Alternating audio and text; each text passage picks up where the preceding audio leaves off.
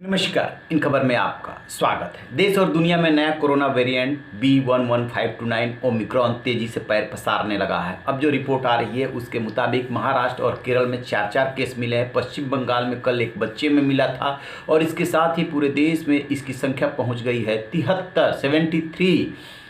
खास बात यह है कि ये बच्चों को और जो एडोलसेंट है, जो किशोर हैं, उन्हें भी प्रभावित कर रहा है और इस पे टीके का असर भी एक्सपर्ट्स के मुताबिक कम है। सुनिए जरा इस पे एक report. National institute of virology की रिपोर्ट के अनुसार महाराष्ट्र में मिले 4 नए संक्रमितों में से 2 मरीज उस्मानाबाद, 1 मुंबई और 1 बुल्ढाणा का है। इनमें से 3 रोगियों का वैक्सीनेशन हो चुका था। संक्रमितों में एक महिला और 16 से 67 साल आयु वर्ग के 3 पुरुष शामिल है। सभी रोगी बिना लक्षण वाले हैं।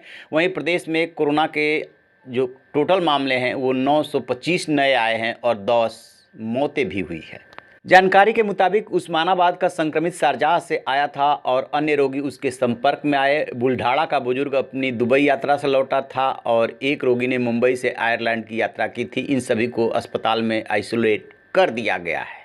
इसके अलावा केरल में भी बुधवार को 4 नए वेरिएंट के केस मिले हैं और तमिलनाडु भी अब इसमें शामिल हो गया है। वहाँ पर भी एक केस मिला है और देश में संख्या पहुँच गई है 73।